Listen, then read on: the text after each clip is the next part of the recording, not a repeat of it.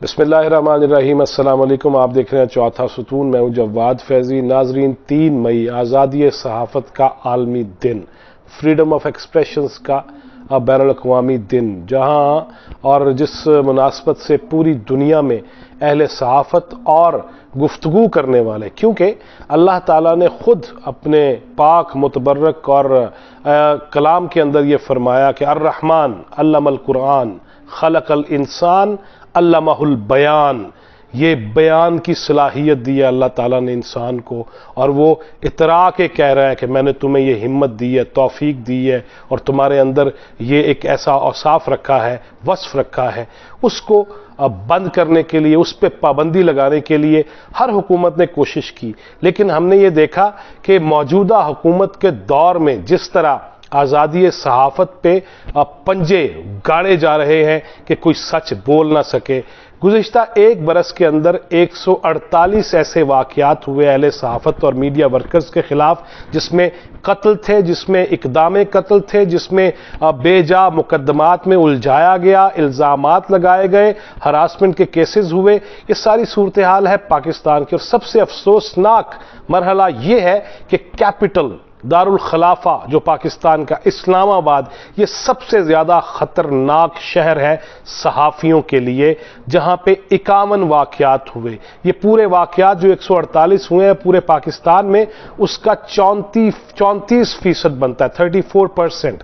और ये सबसे ज्यादा बड़ा तमाचा है जनाब इमरान खान के मुंह पे, मौजूदा हुकूमत और इनके साथ जो लोग मुलव्वस हैं, हुकूमत और इक्तदार के अंदर शरीके कार हैं, उनके लिए कि वफाकी दारुल हुकूमत की ये सूरत हाल है। इस मौके पे अहले सहाफ़त क्या कहते हैं, हमारे रहनुमा क्या कहते हैं, और Pakistan federal union of journalist के रहनुमा क्या कहते हैं, प्रेस क्लब के जो ज़ोमा हैं वो क्या कहते हैं, उनसे बातचीत भी उनकी सुनते हैं। आइए सुनते हैं जनाब शकील अंजुम, सदर नेशनल प्रेस क्लब इस्लामाबाद, वो क्या पैगाम दे रहे हैं। पहले वो देखते हैं, सुनते हैं, उसके बाद वापस आते हैं।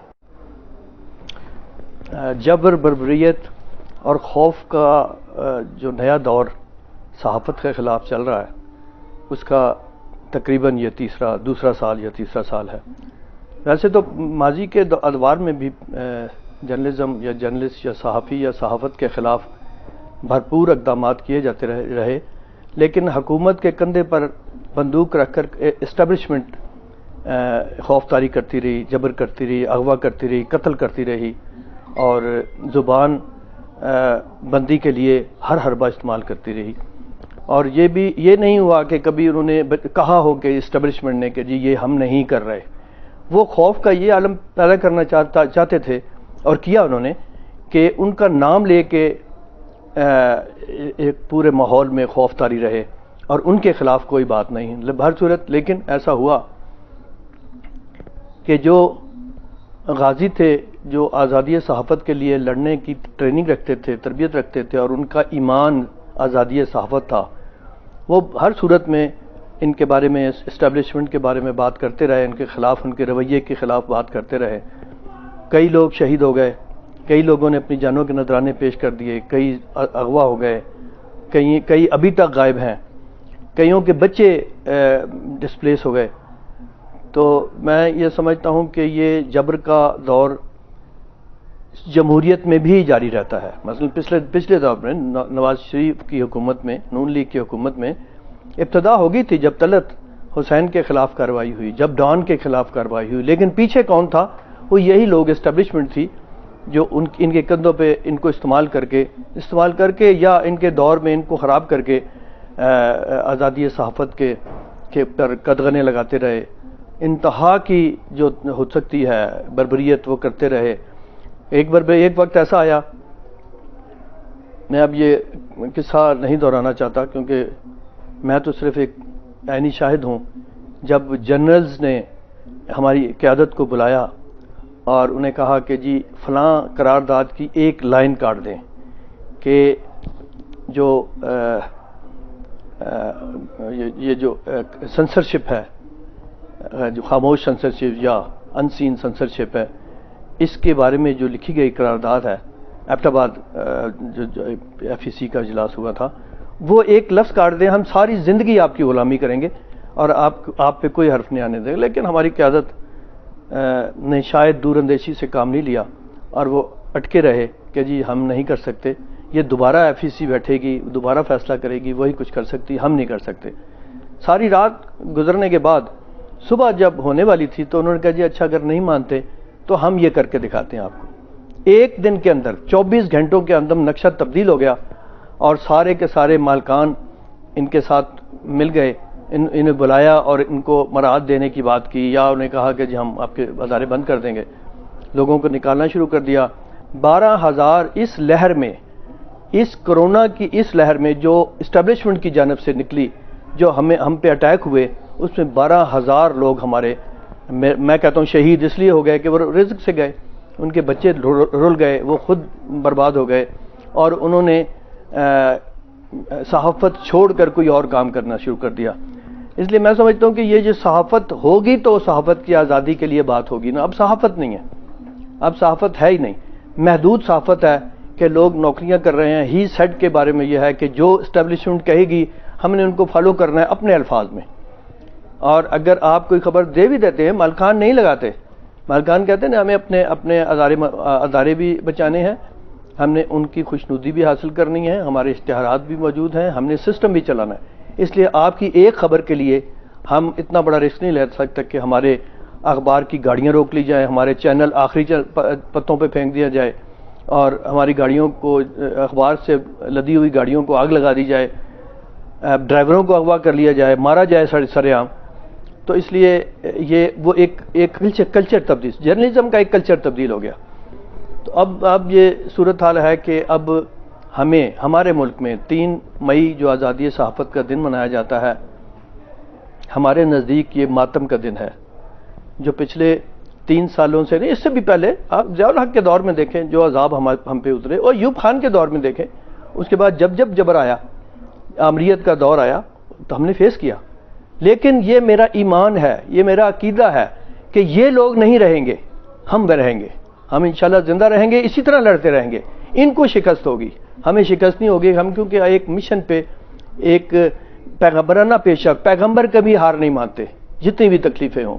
یہ ہمارا پیغمبرانہ پیشہ ہے, ہم اس کو بچانے کے لیے ہر قسم کی صبر برداشت کریں گے, خود بھی مریں گے, اپنے بچوں کو بھی ماریں گے, لیکن ہم صحافت ہماری زندہ رہے گی, اور یہ لوگ نہیں رہیں گے. پہلے نہیں رہے, ایوب خان کے دور سے آنورڈ دیکھ لیں, یہ نہیں رہے.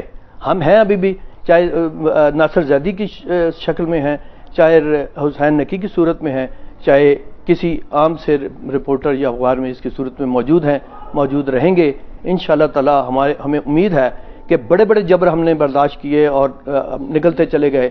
ایک عقیدہ جو اندر سے ہم انفرادی طور پہ بھی ہر شخص جنگ لڑتا رہا, نہ صحیح کہیں آپ کی ہماری خبر, لیکن ہم جب کٹھے بیٹھتے تھے تو یہی کرتے آئے ہیں کہ ہم ان کے خلاف کیا کریں, ان کے راستے کیسے روکیں. انشاءاللہ راستہ روکیں گے اور بات یہی آئے گی کہ ہم زندہ رہیں گے. اللہ تعالیٰ نے ہمیں برکت دی, سچ کے لیے لڑتے رہیں گے.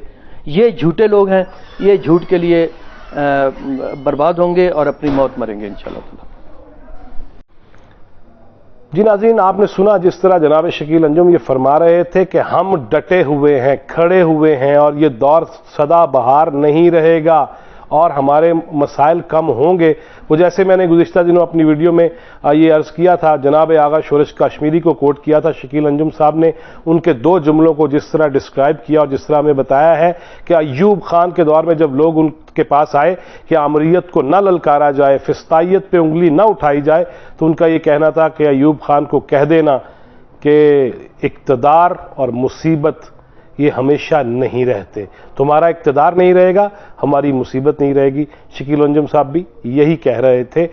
اب سنیے اور دیکھیے جناب پروفیسر سعید چودھری کو, جو فریڈم نیٹ ورک کے اسلام آباد کے لیے, AJ کے لیے اور GB کے لیے نمائندے ہیں اسلام آباد میں, وہ کیا کہتے ہیں اس رپورٹ کے بارے میں جو صحافیوں کی حالت زار کے بارے میں مرتب کی گئی ہے. آئیے انہی کی زبانی سنتے ہیں. ہر سال 3 مئی کو یوم صحافت جو ہے وہ منایا جاتا ہے, اور اس حوالے سے پورے دنیا میں تقریبات کا اہتمام کیا جاتا ہے. صحافیوں کی جو صورتحال ہے اس کے اوپر نہ صرف یہ کہ سیمینارز کا انعقاد ہوتا ہے, بلکہ اس کے علاوہ جو ہے وہ ریلیز بھی نکالی جاتی ہیں. اس دن کو منانے کا مقصد یہ کہ پوری دنیا میں صحافیوں کی جو صورتحال ہے اس کے اوپر یہ دیکھنا ہے کہ اس وقت صحافت کس جگہ پہ کھڑی ہے. اور پاکستان میں بھی ہر سال 3 مئی کو یوم آزادی صحافت منایا جاتا ہے. پچھلے سال یعنی کہ مئی 2020 سے لے کر اپریل 2021 کے دوران پاکستان میں 148 کیسز صحافیوں کے خلاف سامنے آئے ہیں، جس میں سے 51 کیسز صرف اسلام آباد میں دیکھے گئے ہیں. اور یہ جو صورتحال اس وقت پاکستان میں اسلام آباد کی ہے، یہ سب سے خطرناک ایریا ڈکلیئر ہوا ہے. اور اس کی بنیادی وجہ یہ ہے کہ یہاں پر جو لا انفورسمنٹ ایجنسیز ہیں وہ بھی پاکستان میں صحافیوں کے خلاف مقدمات جو ہے وہ اندراج ان کا کراتی ہے. اگر اوورآل فگر دیکھا جائے تو جو 34% یہاں پر کیسز ہوئے ہیں ٹوٹل، اور اس کے بعد جو ہے وہ 26% سندھ میں، پنجاب میں 20%، اور اس کے بعد نمبر خیبر پختونخوا کا آتا ہے، یہاں پر 9% کیسز رپورٹ ہوئے ہیں. بلوچستان میں 5%، اور جو آزاد جموں اینڈ کشمیر ہے وہاں پہ 6% کیسز رپورٹ ہوئے ہیں. اگر لیگل کیسز کے حوالے سے دیکھا جائے تو پاکستان میں پچھلے ایک سال میں 27 لیگل کیسز صحافیوں کے خلاف درج ہوئے ہیں، اور ان میں سے یعنی کہ اراؤنڈ اباؤٹ 25 کے لگ بھگ صحافیوں کو گرفتار بھی کیا گیا، ان کے کیس پروسیڈ کیے گئے. تو یہ بنیادی صورتحال اس وقت موجود ہے. اس کے حوالے سے ابھی تک قانون جو ہیں بہت ساری جگہوں پہ واضح نہیں. پہلے یہ دیکھا جائے تو آرٹیکل 19A کنسٹیٹیوشن کا جو ہمارا وہ ڈسکرائب کرتا ہے رائٹ آف انفارمیشن. تو رائٹ آف انفارمیشن کے حوالے سے تو ہم نے قانون سازی کر لی، لیکن یہ کہ آرٹیکل 19 کے حوالے سے اگر قانون سازی ہو جائے تو واضح ہو جائے گا کہ ہماری لائنز بھی کیا ہیں، اور پھر یہ کہ ہم کس چیز پر بات کر سکتے ہیں، اور پھر دنیا کو بھی یہ اندازہ ہو جائے گا کہ پاکستان میں فریڈم آف پریس کس جگہ پہ کھڑا ہے.